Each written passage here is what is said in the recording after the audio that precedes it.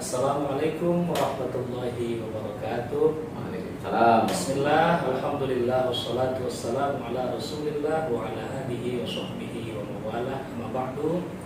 Bersyukur kita kepada Allah subhanahu wa ta'ala hingga hari ini diberikan kenikmatan yang banyak kepada kita bisa berkumpul di ruangan yang berbahagia ini. Salawat dan salam kepada Nabi Muhammad sallallahu alaihi wasallam. Semoga kita mendapatkan syafaatnya di hari kemudian dan kita umatnya mampu banyak bersolawat kepadanya dan konsisten dalam menjalankan sunnah-sunnahnya. Pemirsa, semangat tarbiyah FITK di Sumatera Utara Medan, seluruh sivitas akademika di mana saja Anda berada. Pada hari ini 1 Agustus 2022, FITK UIN Sumatera Utara meluncing satu program baru yang bernama Bingkai Tarbiyah FITK UIN Sumatera Utara Medan. Bingkai Bincang Penting Karya Ilmiah Tarbiyah. Program ini secara kontinu akan membincangkan seluruh karya ilmiah sivitas akademika, terutama para dosen, mulai dari buku, penelitian, tesis, dan juga disertasi. Mudah-mudahan kita bisa konsisten untuk terus melaksanakan program ini. Pemirsa, semangat tarbiyah, Bingkai Tarbiyah FITK UIN Sumatera Utara yang dirahmati oleh Allah. Pada hari ini hadir di hadapan kita bersama Dekan FITK UIN Sumatera Utara, Bapak Dr. Mardianto MPD. Assalamualaikum, Pak. Waalaikumsalam warahmatullahi wabarakatuh. Alhamdulillah. Hari ini kita akan membincangkan salah satu karya ilmiah beliau. Dari banyak karya ilmiah beliau, lebih kurang ada 15 buku yang telah ditulis oleh narasumber kita, luar biasa. Hari ini kita akan memilih satu karya ilmiah beliau, yaitu buku Konsep Guru dan Pendidikan, Tips untuk Guru Pemula. Buku ini dari cover kita lihat Pak Dr. Mardianto bersandingan dengan Ibu Dr. Artini Amini yang juga istri beliau, luar biasa. Pemirsa, Bingkai Tarbiyah yang dimuliakan oleh Allah Subhanahu wa taala, kita akan membincangkan karya ilmiah ini insyaallah beberapa menit ke depan. Baik Pak, yang pertama saya ingin bertanya kepada Bapak. Bapak menjadi dosen itu sejak kapan? Oke, terima kasih Pak Dadis. Assalamualaikum warahmatullahi wabarakatuh. Assalamualaikum. Saya jadi dosen di IAIN dulu ya.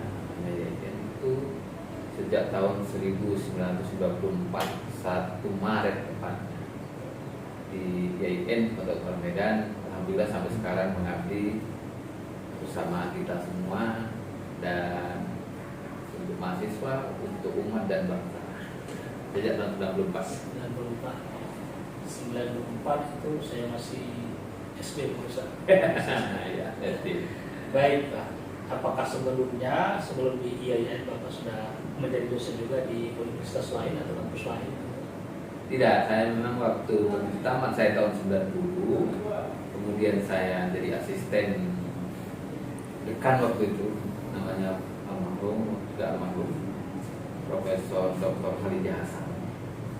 Beliau waktu itu datang ke IAIN Medan, dia membutuhkan asisten, kebetulan saya belum tamat, saya diajak bergabung dengannya, membantu mengajar mata kuliah psikologi pendidikan dengan saya dulu. Dan alhamdulillah tes pegawai negeri waktu itu, terus akhirnya tahun 94 saya ikut dan saya tidak mengajar secara formal di tempat lain, memang langsung di situ. Oke, ya, bisa. Baik Pak, mungkin kami pengen tahu juga riwayat pendidikan Bapak dari S1 hingga S3 di mana dan bidang keilmuannya itu apa? Ya, alhamdulillah Pak Dadis, saya S1 memang di IAIN tahun 1986, itu jurusan pendidikan agama 1986. Alhamdulillah saya 4 tahun 3 bulan selesai. Zaman itu saya menjadi wisudawan termuda waktu itu, tahun 90. Dan terbaiknya Pak? Pada waktu itu ya yang di wisuda saya terbaik, tapi saya lebih dimunculkan termuda waktu itu karena angkatan 86 yang bisa wisuda hanya 2 orang. Saya dengan teman dari Usuluddin waktu itu ya. Berdua. Kemudian begitu saya jadi pegawai negeri, jadi dosen, tahun 1998 saya mendapat kesempatan dan untuk S2 program Magister Teknologi Pendidikan di UNP Padang. Di UNP Padang tahun 1958. Alhamdulillah juga 2 tahun selesai. Seperti waktu S1 saya alhamdulillah dapat beasiswa Super Smart, dan waktu S2 saya dapat beasiswa BPPS namanya. BPPS itu dari pemerintah beasiswa.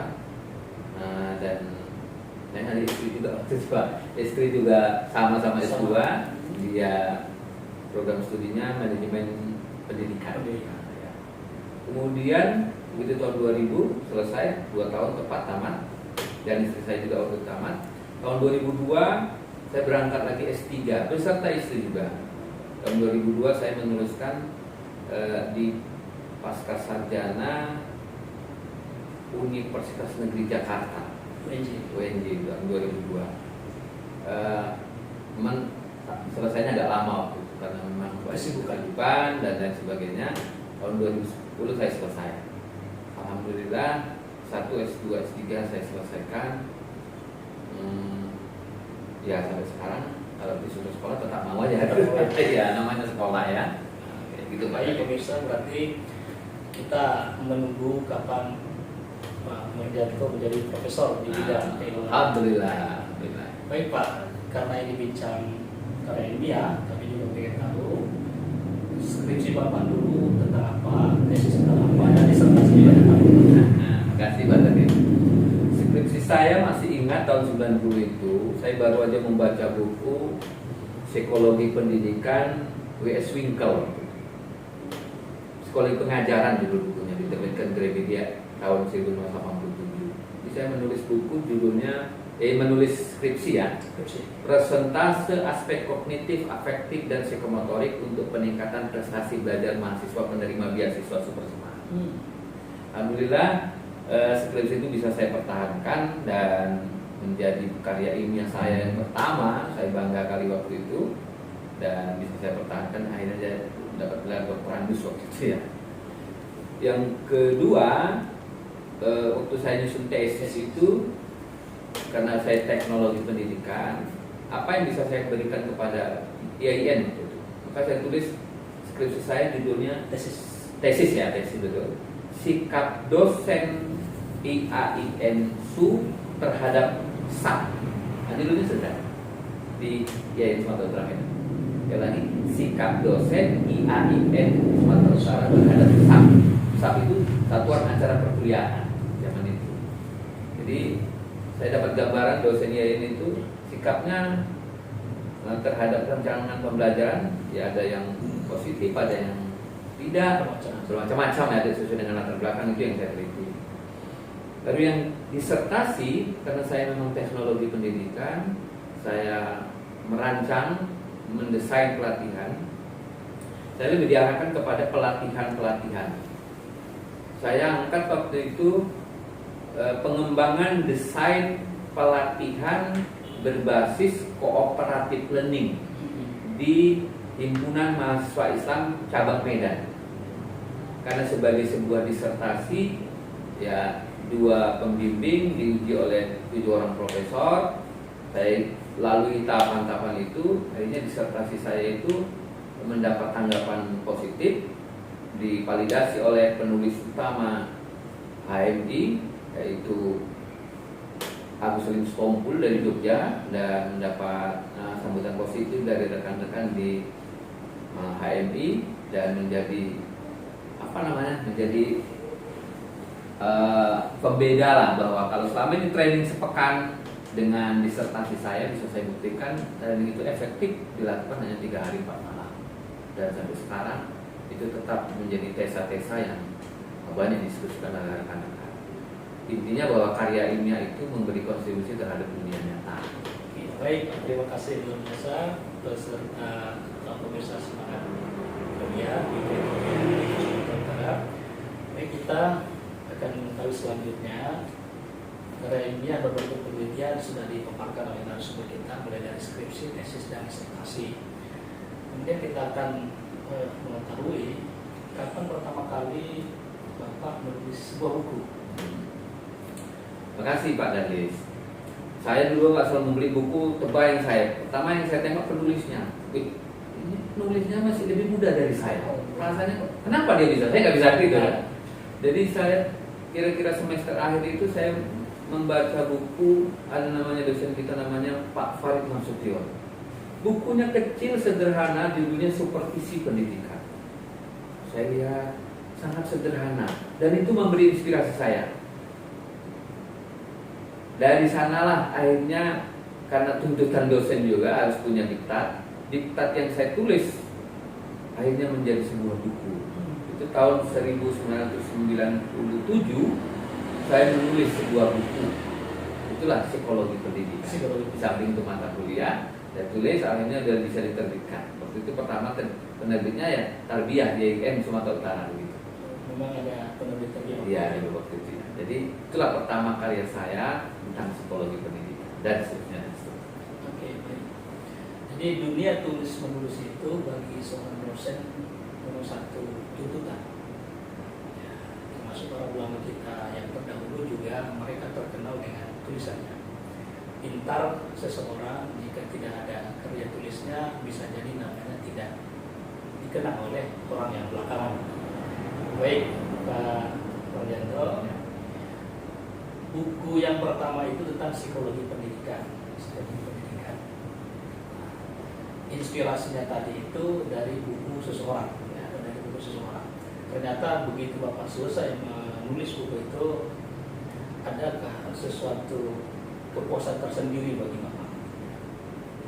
Betul Pak Dadis bahwa menulis itu bukan hanya gini, menulis itu jangan dijadikan beban ya, bukan karena tuntutan.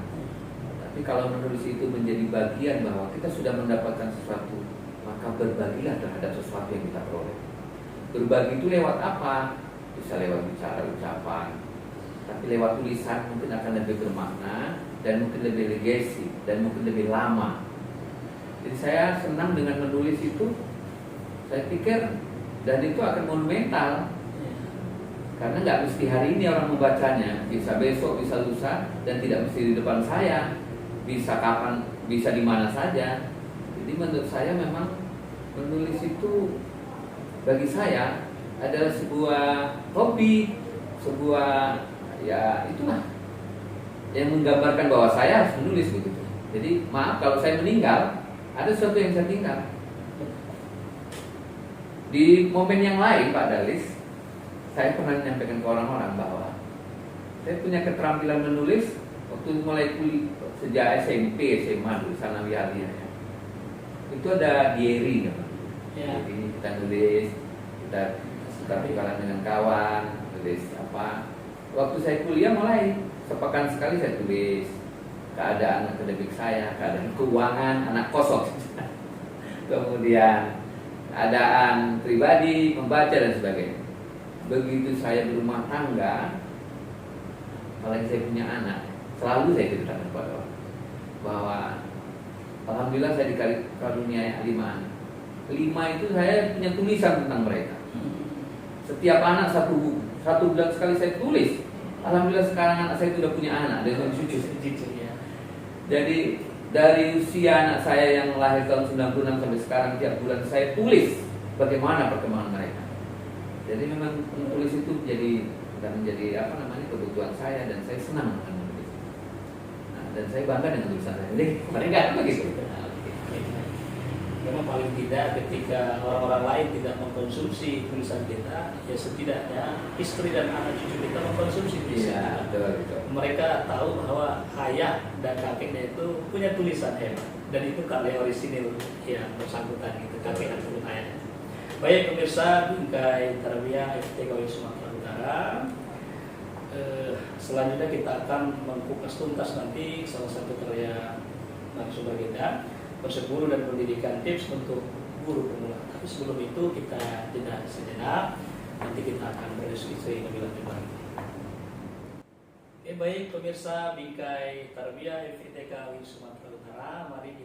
lanjutkan bincang kita bersama narasumber kita, Pak Dr. Murdianto MPD. Pada sesi ini kita akan mengupas tuntas karya yang beliau, buku Konsep Guru dan Pendidikan, Tips untuk Guru Pemula. Baik Pak, ini buku saya lihat diterbitkan pertama kali tahun 2018 dan edisi keduanya saya lihat diterbitkan pada tahun 2022. Luar biasa buku narasumber kita, ada 204 halaman buku yang beliau tulis. Jadi pertama kita akan menggali ini latar belakang penulisan buku ini apa sih? Terima kasih Pak Darwis. Saya memahami bahwa ketika saya mengajar, banyak mahasiswa-mahasiswa membayangkan bagaimana nanti mereka tamat dan mereka mengajar di depan kelas. Kemudian pengalaman saya ketika saya bergabung di Website, Outside, Tanto Foundation, dan beberapa kali saya ke sekolah, ke madrasah, banyak guru-guru ketika mulai mengajar, mulai mengabdi, begitu tamat mereka ke sekolah, ternyata mereka belum siap total 100%. Maka mereka sebenarnya perlu mendapat pengalaman tambahan, literasi tambahan. Maka itulah yang menginspirasi bahwa saya dengan istri kita buat buku yang ini bisa menjadi bagian dari literasi mereka. Mudah-mudahan dengan tulisan-tulisan ini mereka akan lebih percaya diri ketika mengajar, bahwa mengajar itu tidak sendiri, mengajar itu tidak perlu grogi, tapi memang pengalaman itu sangat dibutuhkan. Itulah kira-kira yang melatar belakangi kami menulis. Oke, baik, terima kasih Pak.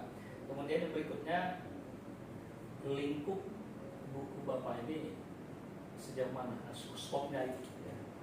Buku ini memang awalnya ini kan tips untuk guru pemula ya, guru pemula. Guru pemula itu yang baru tamat ya ingin mengajar. Tapi juga untuk mahasiswa-mahasiswa khususnya kita di fakultas pendidikan ya, FITK, ketika mereka mau siap mengajar begitu tamat, saya pikir sangat pantas baca buku ini. Isi-isinya adalah hal-hal yang bersifat praktis. Bagaimana contoh, bagaimana dia memulai hari pertama di sekolah, di madrasah. Bagaimana dia memulai pertama di kelas.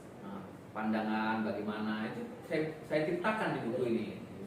Saya menyampaikannya ya secara alami aja. Bagaimana kalau kita menghadapi siswa yang bandel umpamanya? Bagaimana hubungan kita dengan guru yang lain? Bahkan bagaimana kita dengan buku? Nah, semuanya lingkupnya ini nyeritain hal-hal praktis yang bisa diterapkan oleh guru-guru pemula tadi. Jadi ini memang ya cerita-cerita konsepnya guru, tetapi ini bisa panduan untuk mengatasi hal-hal yang sekat-sekat ketika orang sulit mengajar di awal profesinya. Oke, baik, terima kasih Pak. Tujuan dan sasaran utamanya guru pemula. Ya, tujuan dan sasaran utamanya guru pemula. Tapi tidak menutup kemungkinan siapapun bisa mengkonsumsi buku ini. Ya, memang secara praktis itu bisa langsung dipraktekkan di lembaga pendidikan, madrasah maupun sekolah-sekolah yang ada. Baik pemirsa Bingkai Tarbiyah FITK UIN Sumatera Utara, saya mau mengupas satu sub yang ditulis dalam buku ini tepat pada halaman 24 juga Pak. 24 ya. Saya merasa unik kalimat yang dituliskan di situ, hati guru seperti air laut. Ya. So, di sini buatlah hati guru seperti air laut. Kapal pesiar yang indah masuk ke laut, kapal kayu masuk ke laut, sampah masuk ke laut, bahkan kotoran masuk ke laut. Akan tetapi laut tidak pernah menolaknya. Air laut bahkan menjadi asin, tetapi airnya tetap suci lagi mensucikan. Ada konsep fikihnya, thahirun mutahhir. Bagaimana itu Pak? Terima kasih.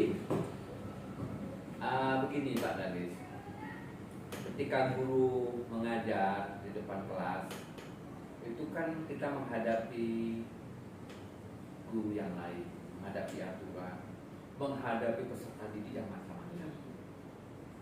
Seorang guru yang memilah-milah, aku maunya muridku yang bagus-bagus, aku maunya ruangan yang enak-enak. Ya. Maka sebenarnya guru yang seperti ini dia tidak akan mendapatkan ruh guru itu sendiri. Seorang guru yang baik menurut saya di sini, dia harus menerima siapa saja, ruangan dalam keadaan apapun dia harus bisa mengajar. Mau yang bagus, mau tidak baik, mau ruangan yang sederhana, bahkan di kampung-kampung ruang itu ya yang ada hanya papan tulis.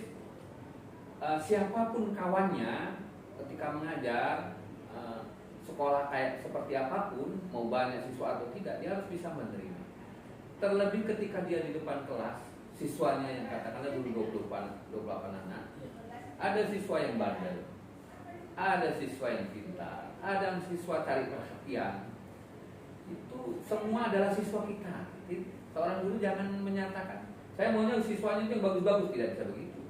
Jadi terimalah apa adanya siswa itu. Seperti itulah yang tadi. Ada kapal pesiar yang indah, ada siswa yang bagus-bagus itu adalah siswa saya. Siswa yang tidak bagus, bukan berarti ini tampilannya bukan mesti begitu ya. Dari yang bagus, tidak bagus sampai apapun keadaan siswa, terimalah dengan senang hati. Kalau hati guru sudah seperti itu, maka mudah-mudahan hati itu seperti tadi, air suci tetap bagi mensucikan. Dalam keadaan apapun, itulah guru. Begitu Pak. Luar biasa bingkai karya. Memang para ulama banyak menjelaskan dalam literatur klasik persoalan hati bagi pendidik maupun peserta didik. Saya teringat itu Pak, dulu masa kami masih kecil ada satu film yang ditampilkan selalu dan itu sifatnya berepisode lah. Namanya film Wiro Sableng 2 sama 2. Jadi di situ ada gurunya yang namanya Sinto Gendeng, Ya. muridnya Wiro Sableng. Jadi gurunya Gendeng, muridnya Sableng. Tapi mereka itu senantiasa mencerdaskan dan mencerahkan di masyarakat. Makanya tergantung hatinya itu luar biasa. Ada juga Pak satu kitab itu Bapak Limun Talib di situ diibaratkan kalau ilmu seperti air. Seperti air, air itu bakal mengalir ke dataran yang rendah. Jadi ketika hati itu tidak rendah, congkak, maka ilmu itu tidak akan bisa masuk. Sama seperti air tidak akan mengalir ke dataran yang tinggi. Luar biasa. Baik, pemirsa bingkai tarbiyah yang dimuliakan Allah. Kemudian kalau kita lihat daftar isi dari buku ini banyak, ada 30 sub yang menjadi pembahasan. Sebenarnya 37-nya unik menurut saya. Ini layak untuk kita tanyakan pada sisi ini, tapi tidak mungkin kita tanya semua pemirsa. Tapi luar biasa. Satu juga yang menggelitik bagi saya, mungkin yang tepat halaman 149. Gajah mati meninggalkan gading, harimau mati meninggalkan belang. Jadi guru mati meninggalkan nilai. Kami pengen tahu makna itu seperti apa. Oke, halaman 149. Gajah mati meninggalkan gading. Ya, betul Pak Dadis, bahwa guru itu diawali dari niat, maka tampaklah dia punya perencanaan pembelajaran. Guru yang punya keterampilan, maka tampak ketika dia mengembangkan strategi. Guru yang mempunyai keputusan, maka tampak nilai yang diberikan kepada siswa. Nilai itu adalah sebuah keputusan yang akan berdampak terhadap masa depan. Maka memberi nilai itu seorang guru, saya gak beri nilai itu hampir saja menetapkan nasib anak. Maka saya selalu menyampaikan sebelum memutuskan nilai, ya sederhana seorang guru itu harus ngambil wudhu dulu, baru mengkonten istilahnya kan, memberi nilai. Karena apapun yang diberikan lewat tangan guru itu sangat besar maknanya, sangat besar artinya bagi masa depan anak. Apakah semua guru harus memberi nilai A? Apakah semua guru harus memberi nilai B? Boleh nggak guru memberi nilai C, D, E? Semua sudah ada aturan normatifnya. Ada saatnya guru memang harus memberi apresiasi bahwa nilai itu bagus. Tapi seorang guru harus punya pengetahuan yang kuat bahwa memang guru itu punya otoritas, kamu tidak lulus hari ini. karena guru itu akan memberi kesempatan kepada anak, kalau diberi waktu anak ini akan bisa berkembang lebih jauh. Untuk itu guru mati meninggalkan nilai, itu legacy sekali lagi. Apapun yang diberikan guru akan dikenang oleh anak sepanjang masa. Kita lihat nanti banyak tokoh gara-gara nilai A atau gara-gara nilai paling buruk akan menjadikan dirinya menjadi seseorang. Jadi maksud saya hati-hati memberi nilai. Tapi gitu. Banyak. Terima kasih Pak. Luar biasa pemirsa Bingkai Tarbiyah FETKWI Sumatera Utara. 37 sub yang ditulis dalam buku itu, 2 yang saya tanya luar biasa. Itu membuat kita penasaran. Harapan saya bagi kita seluruh sivitas akademika dan juga pemirsa di mana saja yang berada, khususnya yang berprofesi sebagai pendidik, layak untuk membeli buku ini. Buku ini masih gampang didapatkan di toko-toko buku yang ada di sekitar kita. Baik pemirsa Bingkai Tarbiyah FETKWI Sumatera Utara, kita jeda sejenak. Kita lanjutkan diskusi kita setelah hal-hal yang berikut ini. Terima kasih. Baik pemirsa Bingkai Tarbiyah FETKWI Sumatera Utara, kita akan kembali berdiskusi, berbincang-bincang dengan narasumber kita. Ini sesi terakhir, kita akan berbincang dengan narasumber. Baik Pak, mungkin pertanyaan saya, sampai kapan sih dan apakah ada keinginan berhenti menulis? Ya, makasih Pak Davis. Sampai kapan? Artinya selagi saya masih punya tangan dan tangan ini masih menyatu dengan hati dan pikiran saya terus menulis. Untuk keinginan tidak menulis saya pikir tidak muncul. Bahkan di saat kapanpun, apalagi zaman sekarang itu kan lebih banyak dibantu. Menulis itu tidak mesti pakai tangan, bahkan dengan suara bisa tertulis. Banyak teknologi yang membantu kita. Saya pikir namun saya diberi kesehatan, sampai kapanpun saya akan terus menulis. Di tengah-tengah kesibukan narasumber kita ini sebagai seorang rekan, beliau produktif menulis. Ini menjadi inspirasi seharusnya bagi dosen-dosen muda seperti saya termasuk itu, harus terinspirasi dari narasumber kita hari ini.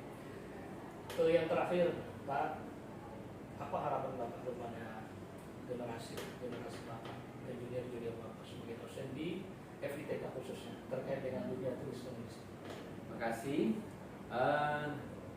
Hari ini dunia terus berubah. Tentu saya tidak mesti seperti apa yang saya alami itu saya harus berikan kepada rekan-rekan generasi muda. Menurut saya generasi muda manfaatkan apa yang ada hari ini untuk kebaikan. Menulis adalah salah satunya.